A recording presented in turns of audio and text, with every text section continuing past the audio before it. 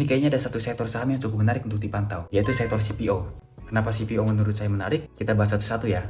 Yang pertama dari berita ini yang mengatakan bahwa harga CPO mungkin bisa menguat di tahun 2025 dibandingkan tahun-tahun sebelumnya atau tahun 2024. Beberapa sentimen bisa kalian baca, tapi salah satunya adalah penggunaan B40 untuk Indonesia ya. Dan ini bisa menjadi salah satu sentimen yang positif untuk CPO. Nah, CPO ini salah satu produk ekspor terbesar di Indonesia ya. Karena ada berita tentang impor yang makin besar, agar negara tidak defisit, mungkin produk-produk ekspor ini bakal digenjot lebih besar lagi. Nah, ini adalah chart dari FCPO atau harga acuan CPO yang pernah naik tinggi, kemudian koreksi, dan kemudian sideways. Sekarang ada potensi kembali naik lagi. Kenapa berpotensi kembali menguat? Karena di analisa teknikal kalau suatu saham atau harga aset di atas dari MA200 kembali, ada potensi dia akan menguat lagi, menuju fase uptrendnya lagi. Ditambah lagi saham-saham CPO banyak yang udah koreksi terlalu dalam. Contohnya ini nih, ada saham AALI yang udah turun terlalu dalam, ada saham SIM yang udah terkoreksi dan cukup under value, ada saham LSIP juga yang udah koreksi lama dan sekarang ada potensi kembali uptrend. Saham ini juga cukup under value ya.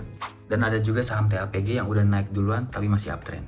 Tapi disclaimer on ya, pendapat saya bisa aja salah. Jadi saya harap teman-teman analisa kembali sebelum investasi di sektor CPO. Untuk perusahaan CPO yang paling potensial, teman-teman wajib cari sendiri ya.